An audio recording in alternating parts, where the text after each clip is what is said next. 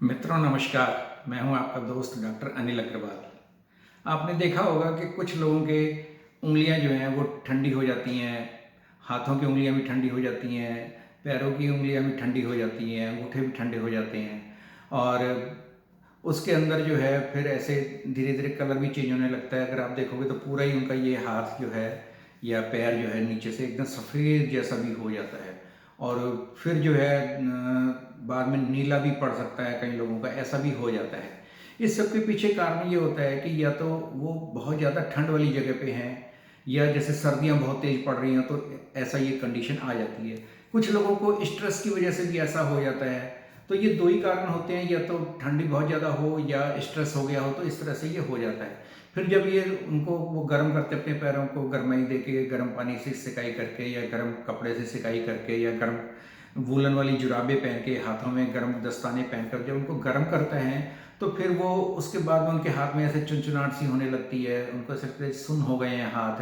तो ये गर्माई से जब उनको रिलीफ मिलता है तो इस तरह की फिर ये चीज़ें आती हैं, क्योंकि इसका कारण ये होता है कि जब वो ठंड की वजह से या स्ट्रेस की वजह से उनके हाथ ठंडे होते हैं और सफ़ेद होते हैं, तो जो हमारी बहुत बारीक आर्टरीज होती हैं जिन्हें कैपिलरीज बोलते हैं, उनके अंदर वासोस्पैज्म होता है, जिसकी वजह से फिर जो हमारा ऑक्सीजनेटेड ब्लड होता है वो वहाँ नहीं पहुँच पाता है। जब वो ऑक्सीजनेटेड ब्लड होता है वो गर्म भी होता है, तो उसकी वजह से फिर ये सब नीलापन आना शुरू होता है या ठंडे हाथ पैर होने शुरू हो जाते हैं।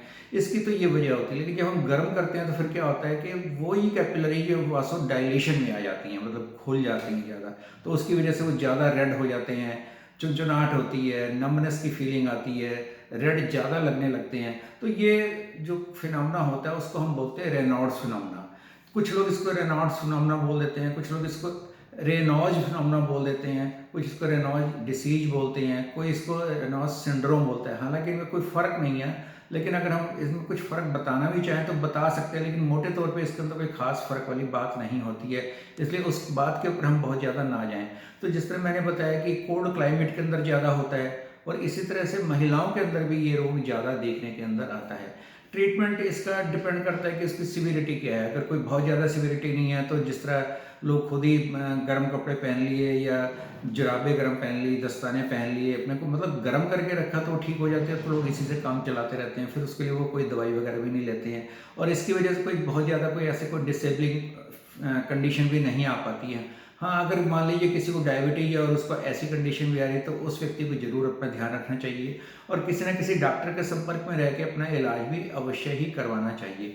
बाकी और कोई खास इसमें नहीं करना होता है। और ये रेनॉल्ड्स फिनोमेना जो होता है, इसके पीछे कुछ अंडरलाइंग डिसीज भी होती हैं जो ऑटोइम्यून डिसीज की कैटेगरी में आती है, जैसे ल्यूपस है, स्क्लेरोडर्मा है, मतलब इस तरह की कुछ एक बीमारियाँ होती हैं जिनके बारे में हम सोचा जा सकता है कि ये भी इस रोगी को हो सकती है, जिसके अंदर फिर डॉक्टर डायग्नोस करके देखेगा कि ऑटोइम्यून डिसऑर्डर वाली भी कोई कंडीशन अंडरलाइन है या नहीं है।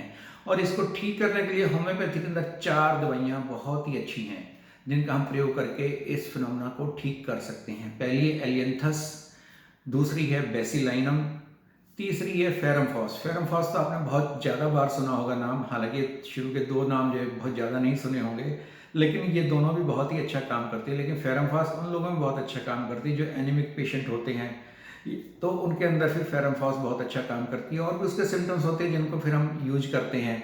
और एक बिल्कुल स्पेसिफिक इसके लिए एक दवाई होती है जिसका नाम है सिकल कॉर। सिकल कॉर के अंदर बिल्कुल इसी तरह से जो है वासो कंस्ट्रक्शन होता है।